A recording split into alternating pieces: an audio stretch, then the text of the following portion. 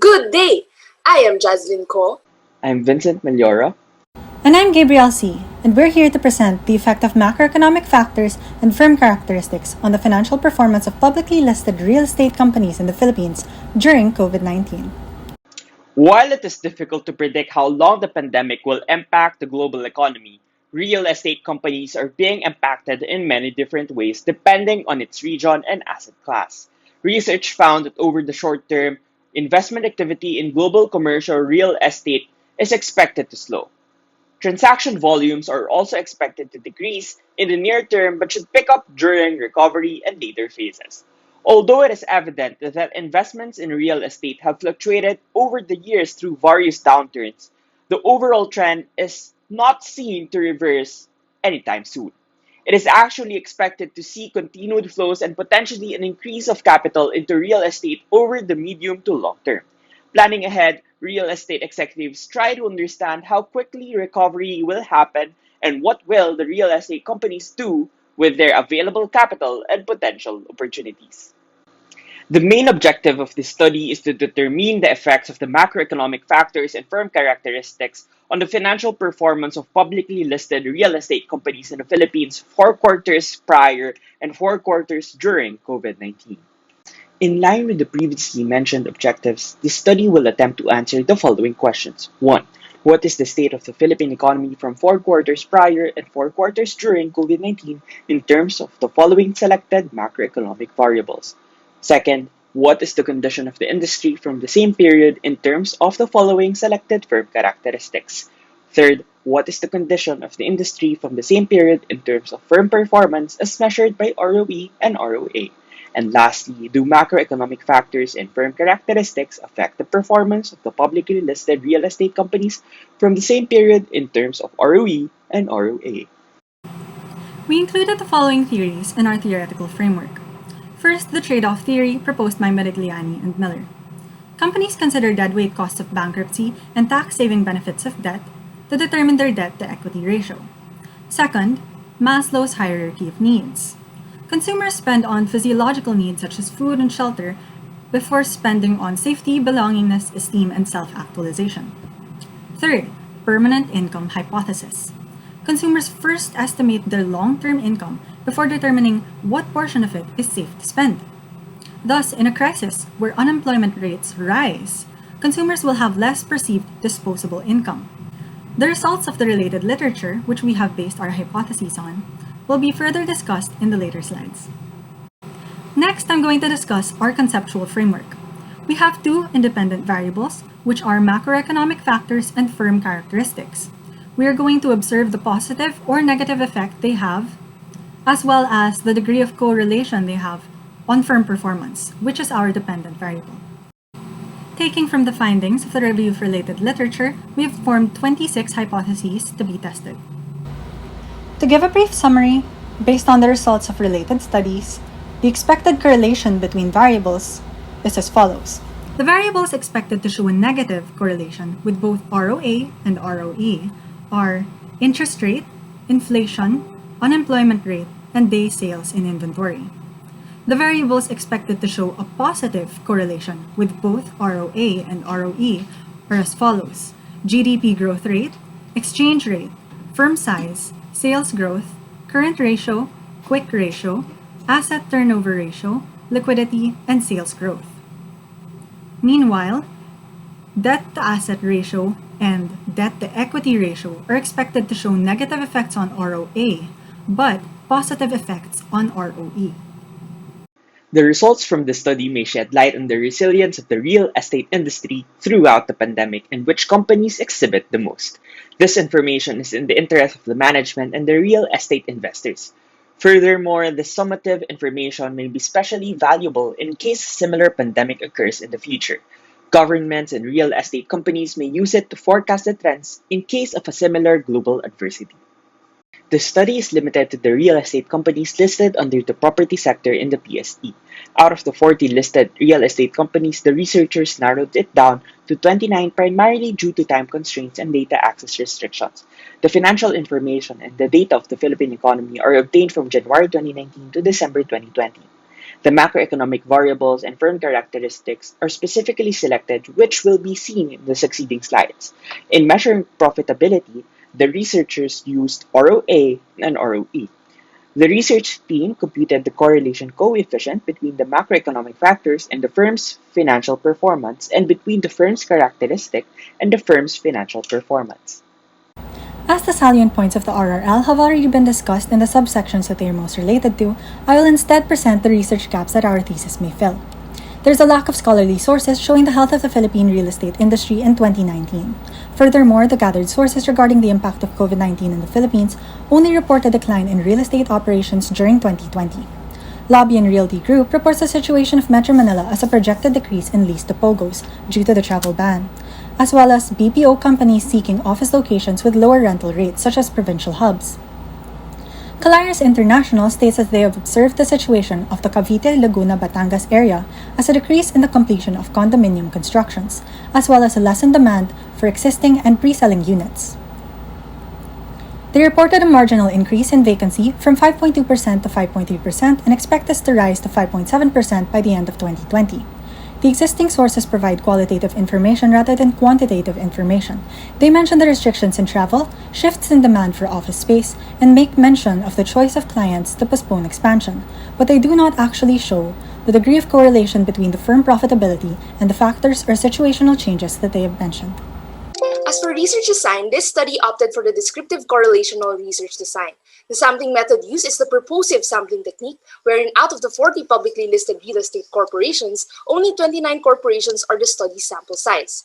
The researchers only considered companies which are listed in the PSE as of January 2019, implement a full calendar year as their reporting method, are regularly traded in the stock market, have complete disclosures as to sales and inventory, and have released their annual financial statements for the year 2020 as of May 19, 2021. For the data collection plan, the study's data source primarily came from secondary data. To specifically measure the macroeconomic variables, economic statistics and labor surveys were obtained both from PSA and BSP. On the other hand, to measure the profitability of the firm, ROE and ROA, as well as the firm characteristics, the researchers made use of the quarterly financial statements of the listed real estate firms, which are derived from PSE Edge and the official websites of these corporations in the Investor Relations section. For the data analysis plan, quantitative analysis was employed as the study seeked to conduct a correlational analysis using Pearson correlation coefficient and construct a panel regression model to analyze the empirical relationship between firms' performance in relation to macroeconomic determinants and firm characteristics using the Gretel software. The Pearson correlation and panel regression analysis were conducted for 2019 and 2020 separately and jointly. Additionally, to analyze the state of the Philippine economy and the real estate industry 4 quarters prior and 4 quarters during COVID-19, basic statistical methods are utilized. Mean and median were used to obtain industry average for the firm characteristics. Specifically, 2 charts were made per variable, a time series chart demonstrating the variables over a period of time and a chart showing the side-by-side comparison of the quarterly data during 2019 and 2020. The Pearson correlation coefficient is first conducted followed by a panel regression analysis. The dependent variable in the panel data are ROA and ROE, while the independent variables are macroeconomic factors and firm characteristics. Panel data regression involves 2 steps, which are estimating the regression model using the panel model diagnostics and running the regression analysis for the chosen model. In the first step, the researchers used 3 tests for each dependent variable ROE and ROA to determine which among the estimation models, namely the fixed effects model, pooled OLS model, and random effects model, is appropriate for running the panel regression. Specifically, pooled OLS and fixed effects were used in the study. In the second step, the researchers first ran the model to see if there are non-significant predictors of the dependent variable. If there are, they are removed from the model, and the model is once again executed. Hence, when constructing the panel model regression, only the significant factors or predictors of the dependent variable are retained in the model. 2 graphs will be explained for each variable in our paper. The first graph will show a side-by-side comparison of the quarterly data from the pre-pandemic observation period versus the pandemic observation period. The second graph will be a time series graph demonstrating the movement of the data or change in the industry average over the course of the observation period. In the succeeding slides, we will just be highlighting those variables that has a notable change in the course of the observation period. In this graph, a steady decline can be seen over the observation period. The most notable decline was experienced between the first and second quarter of 2020. In a study conducted in 2014 by Osamwani and Michael, it is claimed that lower interest rates may stimulate the economy and lead to inflation. This speaks true as shown in the second graph below. The inflation rate was at its lowest in quarter 3 of 2019 before swiftly rising again in quarter 4. The inflation remained until quarter 3 of 2020 before reaching its peak of the last quarter of 2020. The graph above shows identical data in quarter 1, but for quarter 2, the unemployment rate in 2019 more than tripled in 2020. This gap lessened in quarter 3 and quarter 4. In the time series graph below, the unemployment showed minimal deviation from quarter 1 2019 to quarter 1 2020 before it spiked in quarter 2 2020. Note that this is the quarter preceding the commencement of the COVID-19 in the Philippines. Unemployment rates start to decline in the latter quarters of 2020. GDP growth was slowly increasing the year prior to COVID, but within the first quarter of the pandemic, aggregate consumption began to plummet, reaching its lowest in quarter 2. The economy began to show recovery in quarter 3 and continued until quarter 4. Moving on to the next set of variables, the firm characteristics. This time series shows the constant sales growth during 2019, while an erratic sales growth during 2020. Moving on, the pattern is the same for liquidity factors, current ratio, and quick ratio, where in the first three quarters have no significant movements, but there is an increase every fourth quarter. Since the quick ratio and current ratio seem to have the same graph, it can be derived that the inventories were not the most significant factor for the increase in the current ratios during the first quarter of 2020, but other assets such as accounts receivable, cash, and other liquid assets the companies carry. Both the assets turnover rate and days sales in inventory data above substantiates Jones Lang and LaSalle 2020 in saying that the transaction volumes will decrease in the near term but will recovering slowly in the latter phases. Both graphs show the sudden and steep shift, its increase or decrease in quarter 2 of 2020 and its slow recovery in quarter 3 and 4 of 2020. The graph above shows the return on equity over time. Clearly, it shows that the highest ROE is during the quarter 3 of 2019. However, from that point onwards, it continuously declined until its slow recovery from the same quarter of 2020. The declining ROE from quarter 3 of 2019 to quarter 2 of 2020 suggests that the real estate industry is becoming less efficient at creating profits and increasing shareholder value.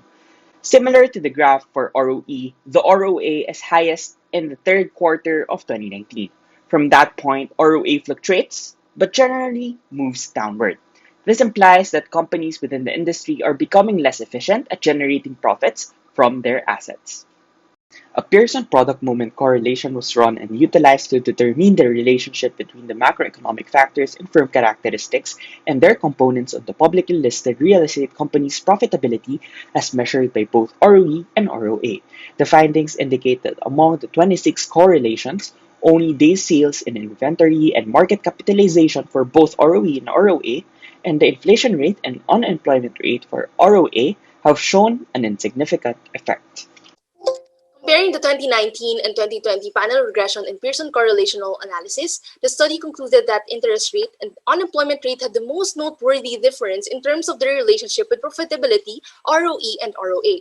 It can be observed that these variables only became significant during 2020 when the pandemic started. Unemployment rate had a significant negative relationship with profitability, while interest rate had a positive relationship with profitability. Due to lower disposable income, consumers will tend to conserve their money to buy the basic necessities for their daily sustenance instead of buying inessential goods like real estate property. Also, a lower economic growth will reduce interest rates, which in turn creates a lower demand for properties, especially in the commercial sector. Real estate owners also do not have the ability to increase rent, leading to less profitability for the firm. Sales growth from having a significant positive relationship with profitability during 2019 now has an insignificant relationship with ROE and ROA due to the erratic sales growth experienced by the real estate corporations during 2020. Asset turnover ratio remains to have the most consistent, significant positive relationship with profitability for 2019 and 2020, which indicates that when assets are monitored regularly and managed efficiently, real estate corporations tend to earn more profits. Generally, the current ratio and quick ratio had a negative relationship with profitability. This is because real estate corporations opt to invest more in fixed assets than in current assets, which are deemed less profitable, even if it means taking in more insolvency risk. Management must then be able to balance insolvency risk and opportunity cost for not investing in fixed assets which have higher returns. Debt to equity ratio and debt to asset ratio generally had a significant positive relationship with profitability during 2019 and 2020, which may be attributed to the trade-off theory proposed by Modigliani and Miller. It states that corporations prefer to use debt financing over equity financing due to its tax deductibility attribute as compared to dividends, which are not. To real estate firms, during 2020, falling interest rates is also an opportunity to take advantage of the lower cost of borrowing in minimizing their financing costs and therefore maximizing their profits. For the overall panel regression for 2019 and 2020, the researchers derived that ROE must use the fixed effects model, while ROA must use the pooled OLS model after conducting 3 tests in the panel model diagnostics. In ROE, only sales growth, debt to equity, and asset turnover rate are significant at 1% level. In ROE, only sales growth, current ratio, and interest rates are significant at 1% level. The constructed panel regression model for dependent variables is shown above. In summary, the most prominent findings of our research are as follows. Only macroeconomic factors interest rate, GDP growth rate, and exchange rate showed significant positive effects on performance. Unemployment rate and inflation rate had weak effects. Firm characteristics with insignificant effects were firm size and day sales in inventory. Sales growth had a weak positive effect, and liquidity had a negative effect on performance, contrary to the findings of Hidayat and Batubara regarding the Indonesian automobile industry. The difference likely stems from the fact that they had examined a different industry and location. Efficiency and firm performance are positively correlated, as supported by the research of Erawati. Sales growth in the second half of 2020 was not enough to offset the decline in the first half, consistent with the researches by Bondoc and by Jones-Jang LaSalle. Transaction volumes dropped in the early phase of the pandemic, but slowly begin to pick up during the later phases. Over the medium to long term, there may be an increase in capital. Interest rate and unemployment rate had the most notable change in the relationship with profitability, gaining significance during 2020. On the other hand, effects of sales growth became insignificant in 2020 because of heavy fluctuations in sales growth. Taking all these into account, our thesis team would like to make the following recommendations. First, to assess other variables that may have a correlation with regression. Future researchers may consider using quality of earnings as a measure for performance rather than ROE and ROA. Second, to consider forecasting the performance during 2020 and comparing it to the actual results during the year. This may better picture how a certain event affects the industry. Third, we challenge future researchers to collect 5-year data for all of the 40 publicly listed real estate companies in the Philippines. We would like to thank our thesis advisor, Professor Michael Dalimot, and statistician, Professor Arnold Petalver, for their contributions to our research. Thank you, esteemed panel, for listening.